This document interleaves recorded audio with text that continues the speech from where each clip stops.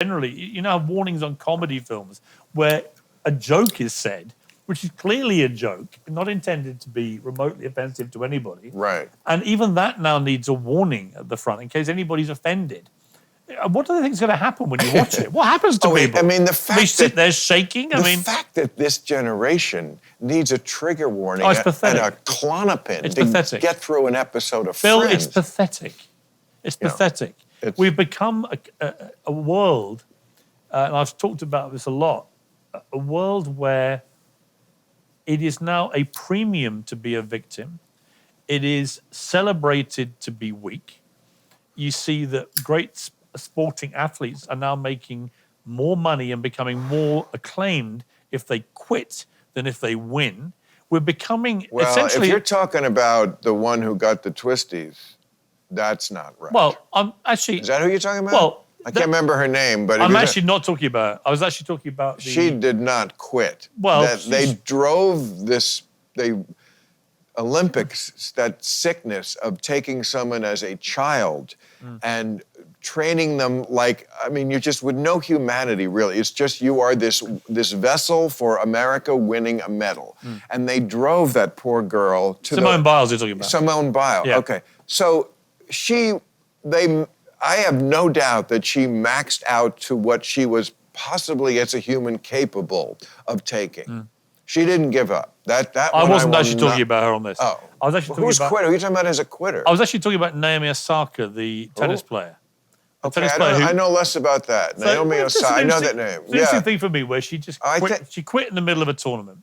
And why? She quit. She came up with a lot of reasons why. It was all, her mental health and this, that, and the other. She then managed to make a miraculous recovery to do the Olympic flame at the Olympics about 2 months later. And I watched all this go down. Just carrying the flame? Yeah, but that doesn't take guts. No, but my point is, if she quit because she couldn't play a match, that's more than just carrying a flame. But I don't really agree with you about it. And I'm not sure I completely agree about Simone Biles because she managed to recover 5 days later and take part in a individual competition, having let her teammates compete without her and lose to the Russians. So I don't entirely agree.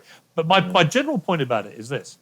I think that in both cases, and many others at the moment, there is a weird cultural phenomenon going on where it's almost frowned upon to want to be a winner.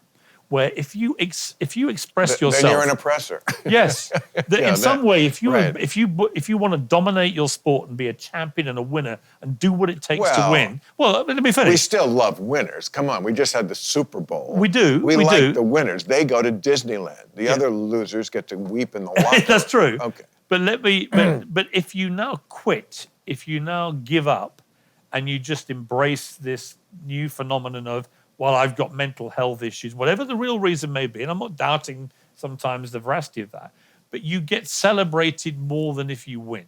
And I have a problem with that. Well, I think it all plays to this, and then everybody wants to be a victim after that. No, everybody then says, I have a little sniffle, and they go on social media, I want you to feel sorry for me, and I want to be celebrated for my little sniffle, which means I can't now do my job. And by the way, if you make me do my job, you're an oppressor who is forcing me to do something against my will. And so this thing starts to spew out. Right. And eventually weakness becomes celebrated more than strength. Right, which is not to say that there aren't real oppressors in this world. Not at all. Or that there aren't real people suffering from serious mental problems. Right, but you are correct. It is a victim culture. It is exalted. And there's something pathetic about it. It's very pathetic. Well, it's the end of the empire. I'm told that I can't, for example, you talked about a stiff upper lip earlier with the British.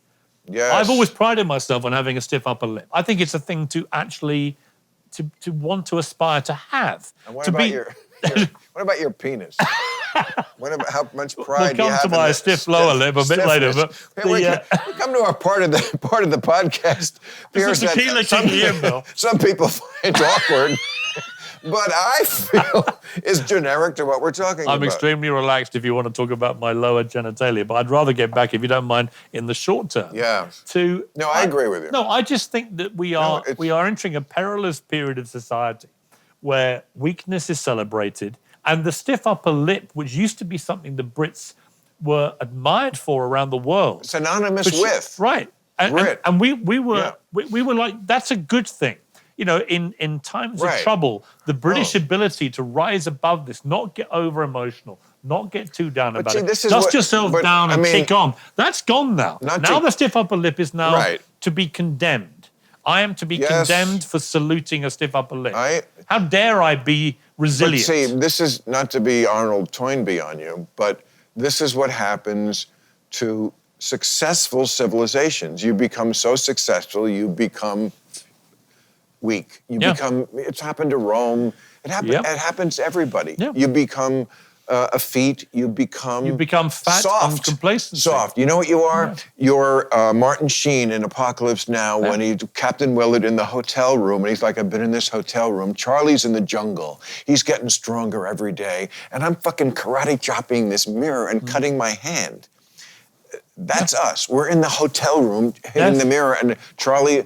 But you know, you don't want to be Charlie in the jungle. You can't blame us for wanting our cushy life, but it just can't seem to stop us from getting so cushy in the mind. But we used to admire mental strength and resilience, and now we seem to be moving to a place where to even say that you should want to have that is wrong. I mean, that is somehow insulting to those who might be mentally weak or who might be, you know, more inclined to be a bit oversensitive or whatever. And unless you're emoting 24/7 on social media, you know, I have a problem, for example, with the kind of the global social media days where you're told you have to do a certain thing on Twitter or Instagram. And if you don't virtue signal in that way, then somehow you're identifying yourself, you're a racist, you're this, you're that. If you don't go along with the herd that's decided that's what you have to do to prove that you're not a racist. The one true opinion. And I'm like, this is absolute nonsense.